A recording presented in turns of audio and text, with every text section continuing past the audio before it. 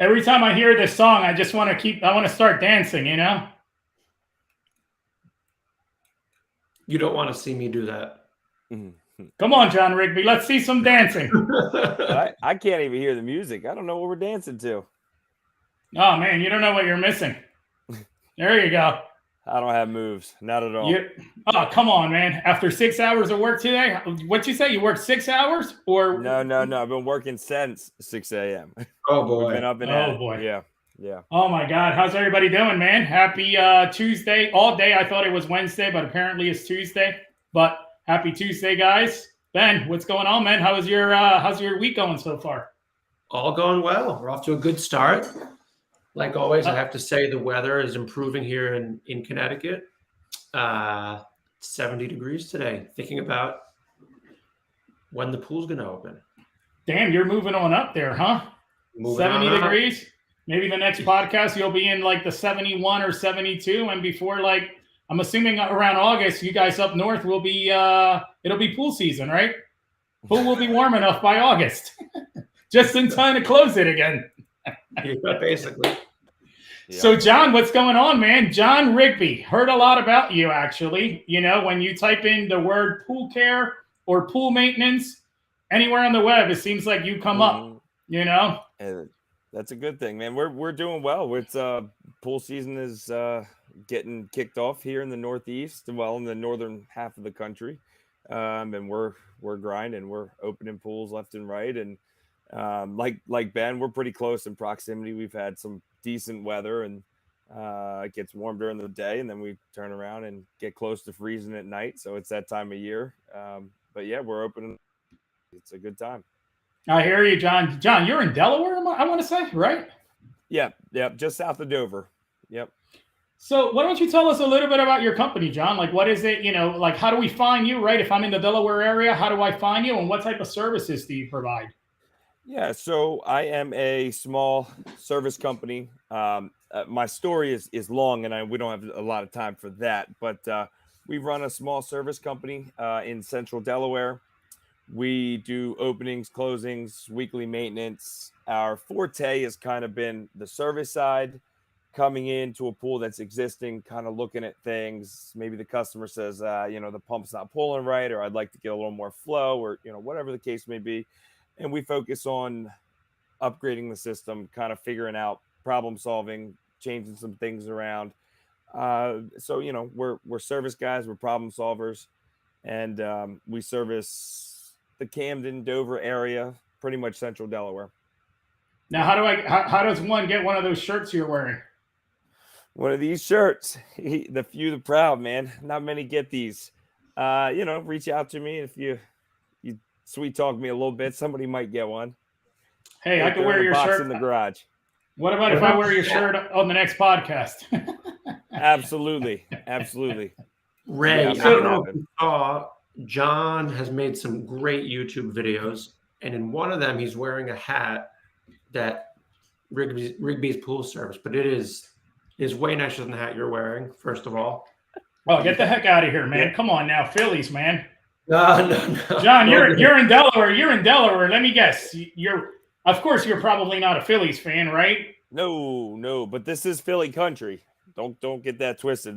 Delaware is Philly country. We've got some Orioles fans, but man, I grew up in the 90s with Chipper Jones and Greg Maddux. I'm a diehard Braves fan, and you guys can't talk a whole lot. We're defending World Series champs, so Yeah, for whatever that's worth, right? So it's funny, guys, right? So I don't know if before we get into our little interview, John, because I'm definitely excited, and Ben and we've been anticipating this podcast, right? We want to hear all about pool maintenance. I know that a lot has changed in the pool maintenance world. Things have gotten easier, but it's interesting, right? I don't know if you guys had an opportunity. I was on the pool page and I saw this article, right? And I can't find it, but apparently it looks like someone ran off with a client's, like, I want to say it was like over $100,000. It was crazy, but there's a reason why I wanted to bring this up. I can't find the article anymore, right? But when I use the search feature on the pool page, you'll never know what comes up when I type in arrest. What popped up? What was It's it? a video of Ben pool brushing his wife's car, like removing snow from his wife's car with one of the poolparts2go.com pool brushes. But I'm just curious to see, like, why when I type in arrest is Ben's like post the first one to show up, and then all the other ones below it are apparently, guys, which is kind of crazy. It looks like there's several people that have shared stories of these pool builders just going missing and being arrested and basically, taking advantage of people and stealing. It's crazy to me, right? Because when you look at how much money we're talking about, right? We're not talking about a guy runs up with a $3,000 deposit, right? I mean, I'm looking at some of these things like numbers in the six figures, right? Like that tally up to six figures. Like, how's that even possible, right? Like, how does someone trust somebody that much to just hand that kind of cash over and then they get screwed? I know it's a little off topic, but I definitely wanted to share it because I saw it pop up on my feed. And again, now I'm looking for it. And all I see every time I type jail or arrest Ben comes up, right?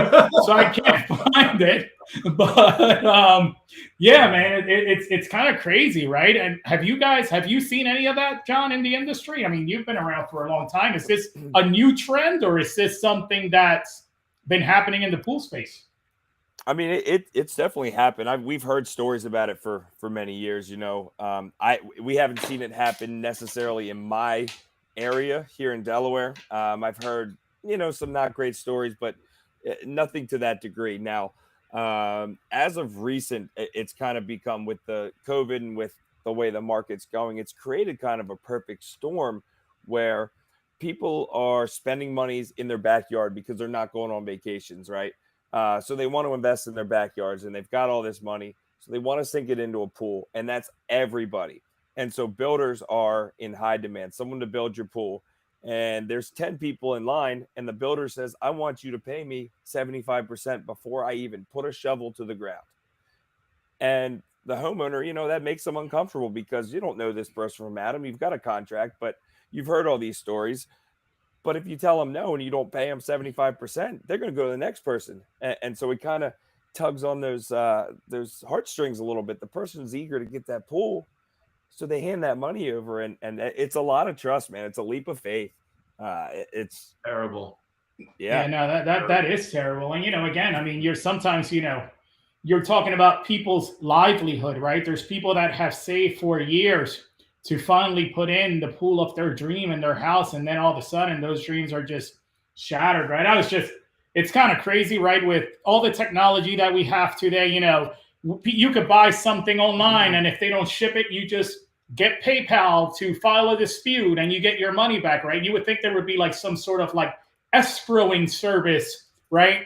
That when these people are dumping this kind of cash, that somebody's there to manage and oversee the topic. So, there's a lot of gray area there too, because the builder can come up with all kinds of reasons. We ran into problems, we hit this, we can't get this. There's a million different avenues that they can take that story down. And even if you fight them for that money, I mean, you're going to be tied up in litigation for years, and you're going to spend more money. And they know this. At the end of the day, it's bad people doing bad things, and it's a shame to see. Honestly, it hurts the industry. No, it just sucks, And then the good guy, I'm sure, that's out there trying to make a living legitimately, they're the ones that get hosed, right? At the end of the day, because the good people by that time, they have that distrust, right? That's already been built. So now I just thought we talked about it a little bit, something a little new also for the show as well, So next thing, so let's talk a little bit, obviously, about the subject at hand, right? And that's pool maintenance. So tell us a little bit about what you're seeing in the industry today, John. Well, we all know that the latest trend for the last 2 years has been this chlorine shortage. That's nothing new. Anybody that owns a pool or does anything with pools, we know that there is a chlorine shortage. That started last year. Now we're also seeing salt cell shortages. We're seeing shortages across the board, right? So consumers are looking for ways to maximize their chlorine usage or to find alternative methods to sanitize their pool, so we're not relying on those trichlor tabs that are becoming gold, you know. So we're getting a lot of calls from people about salt systems. We have a hard time getting salt systems, so then we go to the next thing, you know. Mineral systems, UV, AOP, you know, ozone, and people are starting to look towards that a little bit more. So we enjoy putting those things in. We think they're awesome. But yeah, so they're just kind of looking for ways to save money and not be so reliant on the chlorine. Yeah. Right. I guess I never looked at, how much the chip shortage, we think of cars, we think of all these things. I guess I never thought of, salt generators, right? And all these, what I'm seeing is that the whole world and the whole pool industry is now going high tech, right? Everything is all automated, everything is electronic. And I guess I never thought of, hey, everything that we're seeing, I mean, God, I thought the toilet paper shortage was bad a few months ago, but now we're having chlorine shortages too, Yeah, it's So- it's across the board. It's it's everything, and not just with the COVID, but then the Texas, all you guys down south had that major freeze. All kinds of, I think they said upwards of 25,000 pool systems were destroyed. So they took the mass of all this inventory up north and they sent it down there, and the companies just have not caught up. Every time I go into the distribution website, they're at like negative numbers and everything. They In their just can't inventory, catch you're up. saying in their inventory, so even you can't get this stuff. Correct. So Yes. here's a question. So suppose tomorrow morning you get a phone call from somebody, a prospective customer. They have chlorine, they want salt. You can't give them that, right? No one really can give them that right now. It's very hard. Or at least you can't do it quickly. Those other options you mentioned, no one knows anything about that. Maybe only you. Can you explain a little bit about what those options are, broad strokes, and the Yeah. costs associated with implementing them? So that's a great idea. Obviously, our first term would be to salt. Like you said, we can't get them. Then we would look for ways to. So okay, we're stuck with chlorine. Let's find ways to mitigate the amount that we need to use. Right. So instead of using 6 tabs a week, let's try to get it down to 3. So you're cutting your the amount you spend in half. So we would look towards a system like UV. We would install a UV system. And UV is really good at killing some of the, well, without getting too specific, it doesn't really kill, but it breaks down some of those microorganisms that allows them to not be able to reproduce, and therefore it kind of eliminates them. Systems like that can run, I'm not going to sugarcoat it. They are a little pricey, but once they're installed, they're fantastic, and there's not a lot of upkeep. You've got to change the bulbs and those things, but you've got UV, you've got ozone.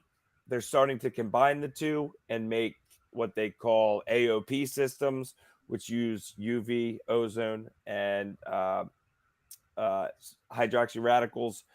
And those are introducing not just an oxidizer, but also a little more of a sanitizer, and injects it back into the water. Nice. You get a little bit of a residual. So again, without getting too deep, your chlorine does 2 things. It does sanitize and it oxidizes, right? Oxidize is when you've got the suntan oil and the skin cells or little Johnny P's in the pool. We want to break that stuff down. And then the sanitizer is more of like your bacteria, your cryptosporidium, your stuff that's going to really cause damage, right? And chlorine goes in and it has to take care of both. So by using a system that also can help oxidize, we're freeing up the chlorine to focus on the harmful stuff in the water, therefore keeping it healthier for the swimmer, getting rid of the cryptosporidium or any type of waterborne pathogens. So we want to look at that stuff. Hey, John, I got a question for you, right? Speaking kind of alternatives, right, to salt and chlorine. I mean, at the end of the day, I love seeing the argument back and forth on the pool page, oh, salt is chlorine, which essentially it is a chlorinated pool, right? It's just utilizing the salt particles to regenerate that chlorine, right? So it uses a little less of it. But so our prior house, right, we had a liner replaced. We were in the Northeast, and our pool, the liner guy or the pool company that did the liner, which oddly enough was also the same company that put in the pool originally, they suggested that we move away from salt at the time, right? And I want to say it was called the Nature Fusion 2, and it was a cartridge, right? What do you think of that solution? I mean, I'm thinking, I want to look at options after our salt generator burns out in this current house, but I want to get your feedback on it. And is that one of the products out there that there's also a shortage on? Yeah, so there's two different tiers of those mineral systems, we call them. You have your lower tier that are really affordable for the homeowner, and they also aid your chlorine, and they can lower your chlorine consumption by about 50%. And those products are under like $100, right? Wow. Your Blu-ray XL, which is fantastic. Blu-ray XL is great. You get it on Amazon.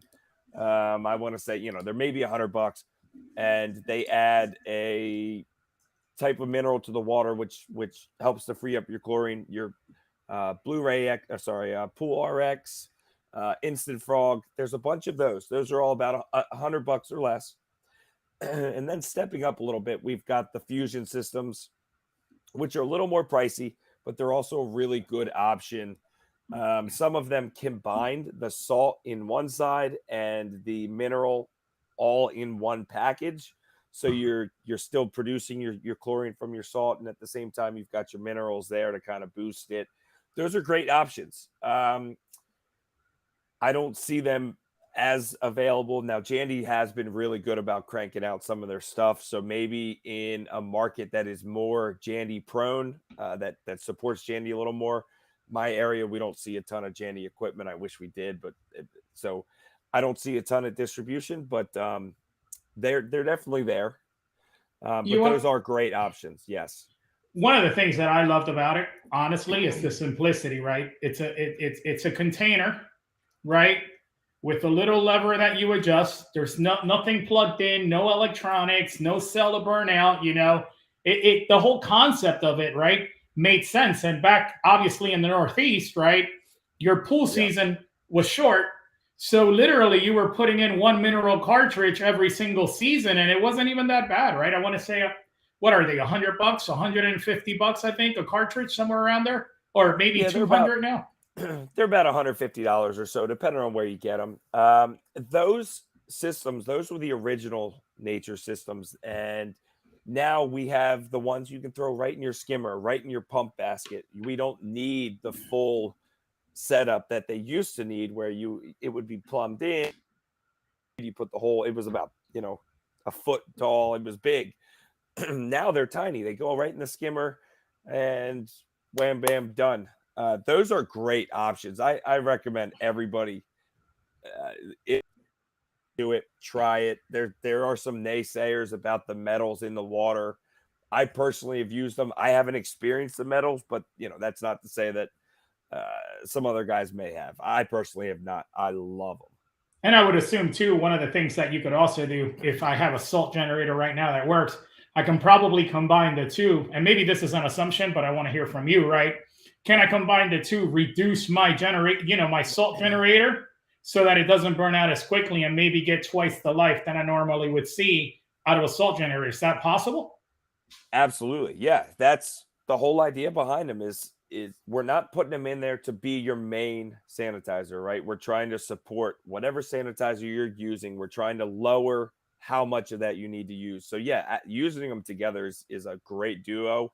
And then there's a few other things that we like to kind of do a 3-tiered approach, maybe a 4-tiered approach, including some other things like using borates or enzymes, and kind of combating that with going at it with different angles. John, how was your chemistry class in high school? I mean, my head's spinning. I didn't know what you're talking about. I'm in the industry. I'm in the pool industry. I don't even know what you're talking about. Yeah. So I love chemistry, but that's the hardest thing, right? When we talk to a customer, we geek out over this stuff. Me personally, I don't know if other pool guys do, but I love this stuff, right? So trying to keep that jargon down is tricky. So, I'm glad you kind of said something. Let me take it down a little bit and make it a little more user friendly so you guys can understand. Or the person that's I was just going with the flow and pretending I knew what the hell you were talking about, but I really didn't either. Yeah, so Ben mentioned my YouTube page earlier. Considering I have a background in education, I do break things down a little more simple in those videos. But yeah, so the gist of it is we just want to find ways to slow down the chlorine usage so that we can make the term make a buck go further. That's pretty much what we're doing with chlorine. And there's several ways we can do it. The minerals are one.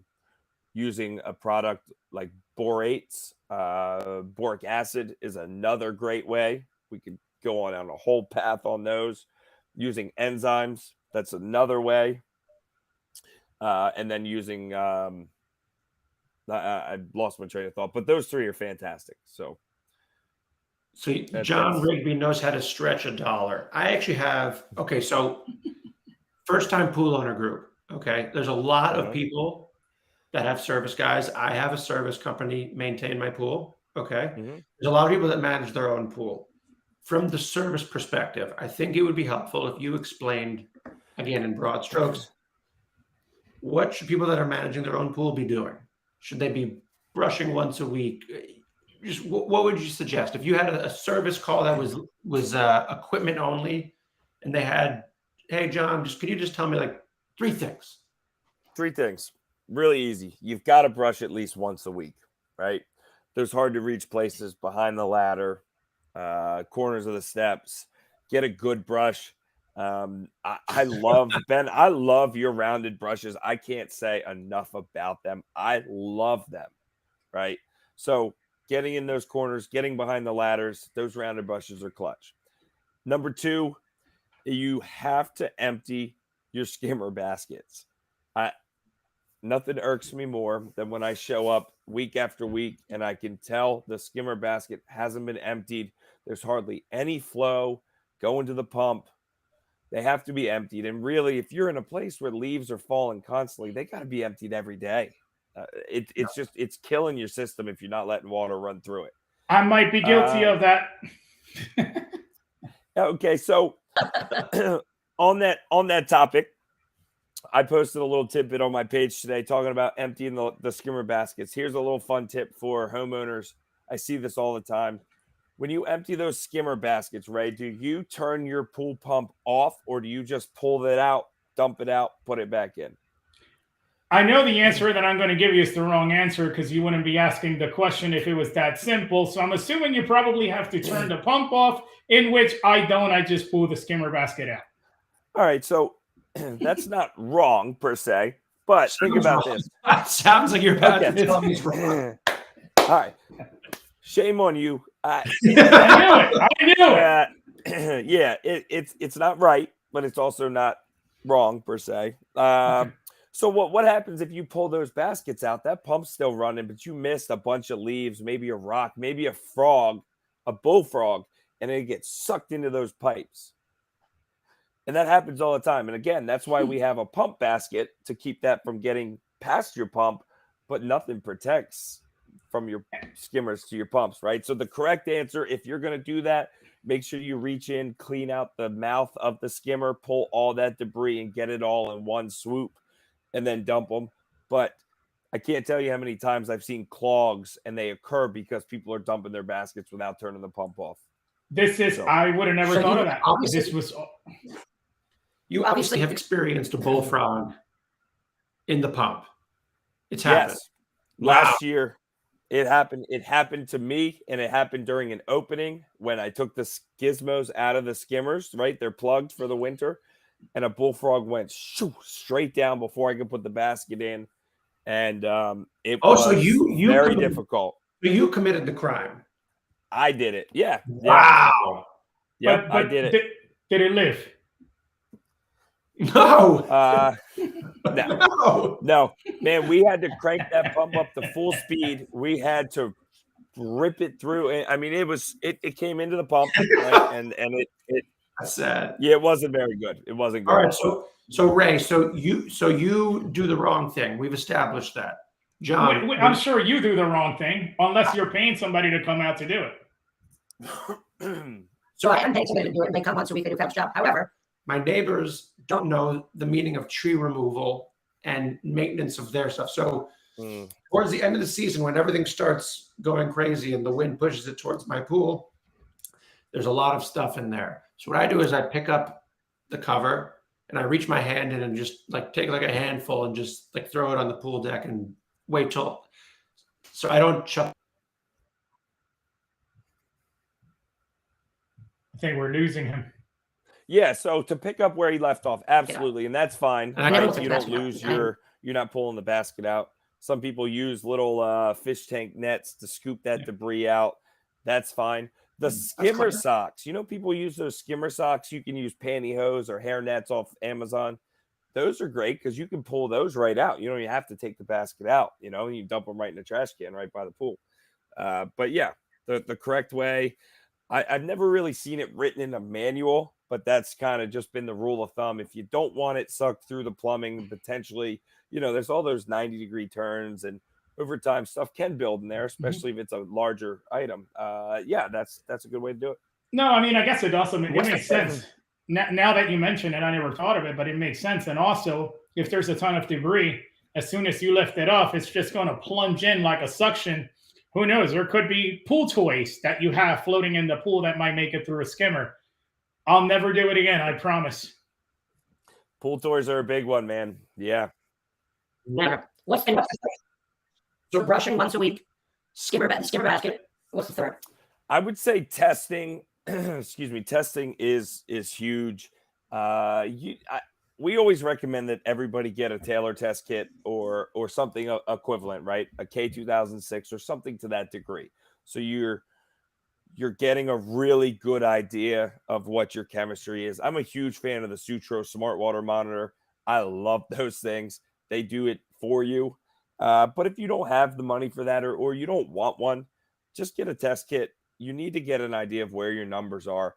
If your pH is down below 7.0, you're burning through chlorine like that, right? And burning through chlorine is burning through money. So knowing where they are, it will really save you down the road and save you money. It's smart. So I'd say those are the top three. So I got a question for you, John. Yep. Give me your worst pool maintenance story. Somebody called you, they're having a hard time with their pool. You walked into their house and you almost freaking died when you saw what you were getting yourself into. Well, I could tell you a couple. One of which I don't know if it's definitely not PG. This is going to be good. It's pretty good. I'll kind of keep it as G-rated as possible. But I get a call. I mean, PG-13 is okay. All right, PG-13. So I get a call just like what you said, right? Toys get sucked down into the skimmer. So I get a call. Skimmer's not pulling. I go out and I'm kind of checking things out, and I figure out what skimmer it is. I lift the basket up, and sure enough, I find a toy wedged in there, right? But it's not a kid's toy. It's not a kid's toy. They had a 4th of July party a few days prior, and I don't know what went on. Things got a little crazy, but there was a toy shoved in there, and I just remind you, I mean, you're talking 2-inch pipe coming out of this skimmer, and so it was a large toy. All right, so that was one. Give us the second. The second one was probably a job that I took on. I knew that it was probably over my head. I was really new into the business still. I knew the job was a little too complex for me, but I was, hurting for work. I knew that the amount of work this would take, that the customer probably wasn't going to be able to afford it.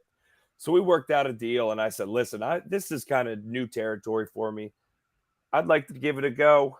I'm not going to charge you a fortune. You know, if I do well, we'll work something out. And long story short, I got so backed into a corner on this pool.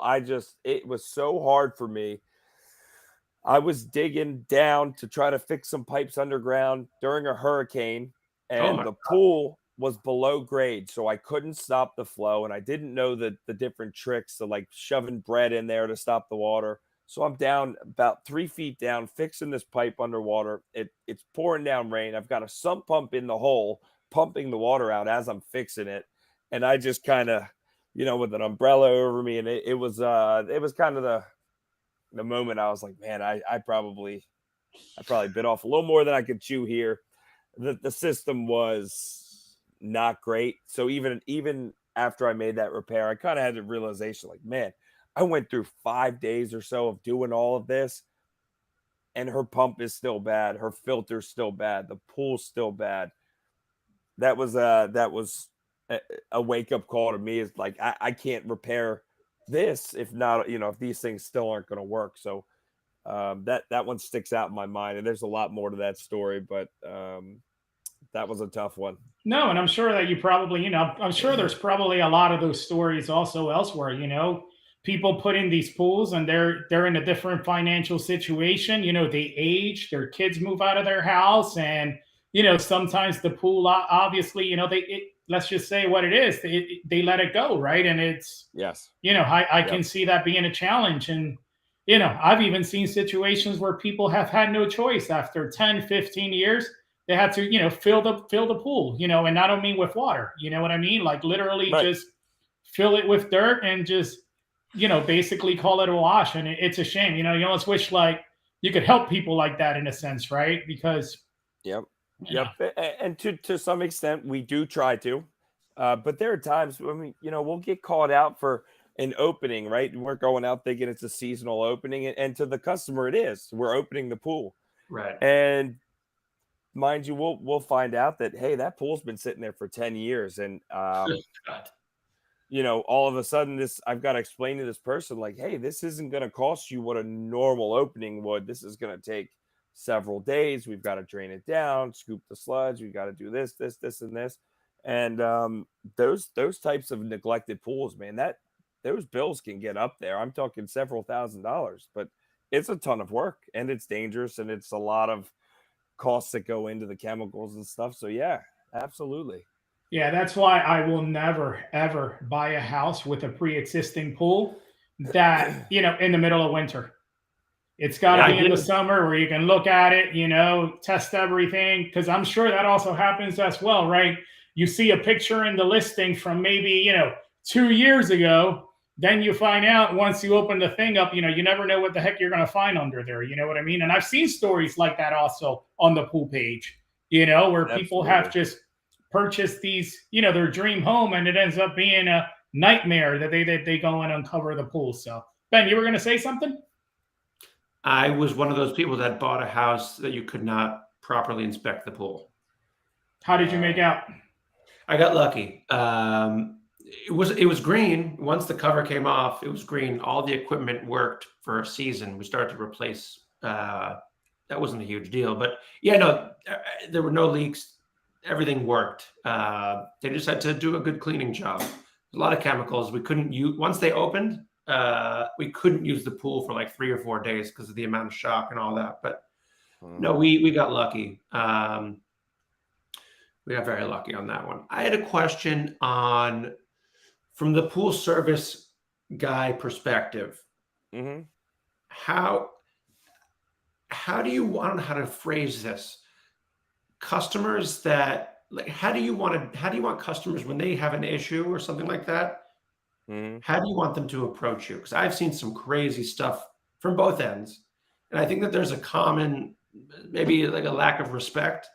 And I think that there's probably a better way to deal with an issue, whether it be a performance issue to the pool or the service company, or just general like interpersonal type of stuff. That's a great question, Ben. That's a great question. And I'm going to catch some slack for this from some guys in the industry. But me personally, this is the reason why I don't do contracts right? People ask all the time, how much is it going to cost all summer long? What's that price? And I say, we don't do that. We do week to week. And the reason being, if I'm not performing the way that you as a consumer want, I want you to be able to fire me if I'm not meeting those expectations. Right. But the table can be turned, right? If I'm not happy with you, I can walk away as well. And that's never happened. But I think that we've been really lucky. We have awesome customers. And I think if there were ever to be any type of issue, and I do think the reason we haven't had a ton is the communication. It's from the very beginning, I set forth and I say, hey, this is what we cost. We are expensive, but we do a lot. We do a lot more than a lot of companies do, right? If you think we're expensive, if you think we're doing something wrong, just ask. Because a lot of times it's a misunderstanding, or I'd be happy to explain it to you, or whatever the case may be. But I think really just we've got to be open. You've got to tell me. We've got to talk. I think across the human race, right? The biggest thing with you guys are being married, lack of communication causes all kinds of problems, right? I've heard that before. Yeah, me too. Maybe even prior to this podcast today. Sure. I think too that text messaging can be a really good tool, but there are some conversations that we should do either face to face or over the phone. And this is one of those instances where if you're unhappy with me or I'm unhappy with you, we should probably speak face to face. If you send it in a text, I can misconstrue what you're saying or take it in some whatever. But I think it's a conversation you either have in person. But really just that communication is key. Line out what your expectations are of the company. This is what I want done. And if they're not meeting those needs, talk to them first and say, hey, I thought that we agreed that you would do this, this, and this. And if they don't, you can part ways, but there's got to be that clear cut. This is what we want done. This is what we expect, and expect that to go both ways as well. So. That's awesome. Well, we're coming up here at 40 minutes, John. I want to give you a couple minutes to, obviously let everybody know again a little bit more about your company. How do they find you? Services that you provide. So this is your chance basically to steal the spotlight. So take advantage of it. Very cool, man. Very cool. I love the spotlight. So we are in Camden, Delaware, but we also do a lot of business across the nation, right? We have a lot of customers in Texas and all over that we kind of guide. They might reach out to us on Facebook at Rigbies Pool Services or directly to me at John Rigby. Our email is rigbiespoolservices@gmail.com. Our YouTube page is at Rigbies Pool Services. You can reach out to me with any types of questions. I love helping people. I love pool stuff. I love talking about chemistry. So anything you want to, pick my brain about or just kind of bounce off me, by all means, reach out to me anyway. My number is all over my website, which is rigbiespoolservices.com. You can call me, text me. If it's the middle of the night, I might not get back to you right away, but I'm going to text you in the middle of the night. I want to see what your customer service is like after midnight. Top notch, brother. Top notch. You get that automated response that says, "Hey, man, I'm sleeping." I'll get back to you in the morning. Well, ladies and gentlemen, thank you for watching the All About Pools podcast. Let's give a round of applause to John Rigby from Rigby's Pool Care or Pool Services, right? Rigby's John Pool Services. That's right. Rigby's Pool Services. If you're in the Delaware area, be sure to check them out. I just want to say, John, while everybody is listening to us right now, I really, really appreciate your engagement and your participation in the pool page. You are a great asset to our first-time pool owners group. You do a fantastic job. I see you, replying when people are in need or have questions. And you know what? On behalf of our entire team, we truly appreciate you being on the page. Again, guys, if you guys need anyone to take care of your pool, John Rigby is the man. I personally have called John on several occasions when I've had questions. The guy is super responsive. Great guy to work with, as you can tell, super passionate about the industry, loves talking and chatting and educating. So, John, again, Yes. kudos to you on building such a remarkable company. And again, thank you for coming into the All About Pools podcast. We'll see you guys on the next episode of All About Pools. Thanks for watching.